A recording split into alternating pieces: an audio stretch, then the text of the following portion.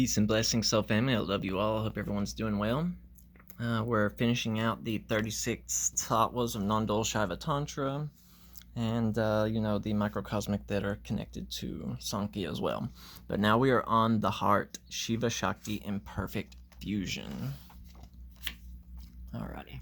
Tattwa 0, the heart. Shiva, Shakti, in perfect fusion.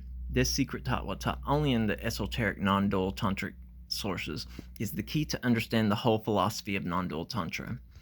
It is 0 because it does not crown the hierarchy, for as we have seen, the highest Tattwa, Tattwa 1, is absolutely transcendent Shiva, but the ultimate principle, Paramartha, Tattwa 0, is not transcendent, for to transcend is to go beyond and thus to exclude. In non-dual understanding, the ultimate must be that which we simultaneously transcends and encompasses all things, excluding nothing. It is the supreme paradox, for it expresses itself as the very substance of all things, while simultaneously being something more than simply the sum of all perceptible realities. This absolute principle cannot be written down in the Tattwa list, for it pervades the whole as the indefinable essence of all the Tattwas. And everything manifest or unmanifest, it is absolutely incomprehensible by the mind, this ground of being.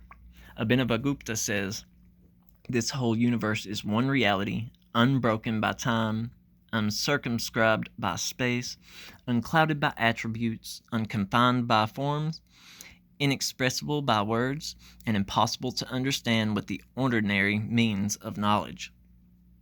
This all-pervasive and ultimate reality, subtler than the subtlest, beyond the highest transcendent Shiva, and yet closer to you than your own breath, equally present in the most sublime, refined, pure awareness of infinite openness and in the scent of the foulest excrement. Its radiantly beautiful divine nature, never tainted, though it shines equally in the form of all that is pure and impure. This is what Abhinavagupta's lineage calls the heart, Hrdaya, or the essence, Sara, of reality.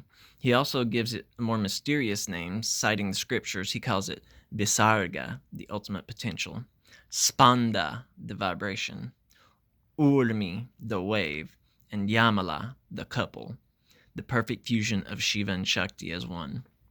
It is this same ultimate principle that is worshipped in radically non-dual goddess tantra as the Kali Kala Sankarashani, the radiant dark and resounding silence, the devourer of time, by which it is meant the timeless ground of cycle of creation, stasis, and reabsorption. This is the doctrine of the higher non-duality, Paramadavaya, which subsumes both duality and ordinary non-duality. It is all-encompassing, including even duality as its level within the real, whereas ordinary non-duality simply negates duality as wrong or false. But duality is a level of reality, an undeniable experience, and a meaningful term of discourse, so no system is complete that simply denies it. And just as duality is superseded by the more encompassing truth of non-duality, that too is superseded and subsumed by the all-encompassing truth of the higher non-duality. This heart, this vibration, this essence is the light by which all things are illuminated, the reality by which all things are real. It is the omnipresent divinity manifest equally in all things, from the horrific to the sublime. Philosophers tend to object to this articulation of the nature of reality, saying that if everything is equally divine, the word divine loses its meaning and value, because something has value only in opposition to something else that doesn't.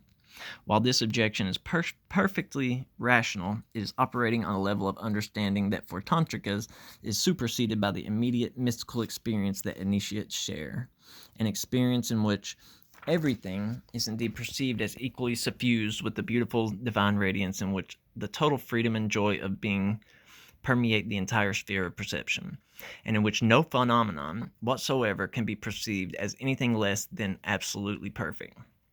This vision of reality has been labeled transrational by some because of the fact that it cannot be fully understood by the ordinary mind, despite the fact that no one who has had the experience usually considers it most intensely real experience of her life. Even this experience, though, is merely a pointer to the state of abiding in oneness with the ground of reality, which is not an experience per se, since all experiences come and go. Nothing can be said in word about the non-dual state of nirvana, permanently abiding in the heart of reality.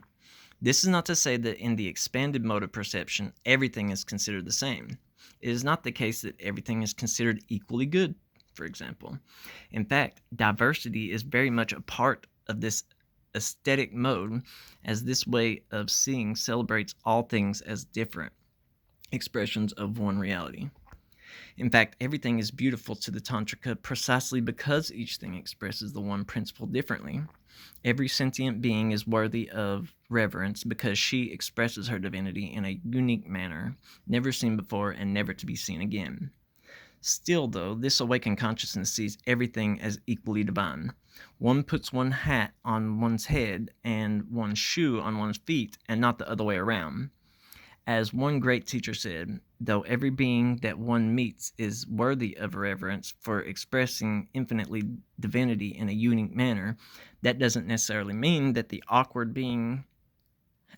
awakened being has no discernment about who is beneficial to associate with and who is not. The spiritual experience of one's divinity pulsating joyously in all that exists, as well as paradoxically present in the repose in the non-state of complete stillness and emptiness, is considered a gift of the divine grace. It's anugraha. Yet it can only be fully understood, cultivated, and firmly rooted as abiding realization through spiritual practice. Alrighty. So you can see a lot of crossovers with that union of Shiva and Shakti being pervading all and stuff with the Vedantan concept of Brahman. But that is it. So we have completely went over all of the Atma Tattwas, all of the individual, the individualized awareness, and all of nature in its subtle and gross form. Gross being dense, not nasty. Then we have the physical Tattwas or Vidya Tattwas, which contain the 5 cloaks, the 5 Kanchukas, Kala, Vidya, Raga, Kala, and Nyanti. Then we went over the Shiva Tattwas just recently, the absolute Tattwas, the universal reality, Shiva and Shakti in union, and of course the 3 forces that the divine expresses. So I love you all. Hope everyone's doing well.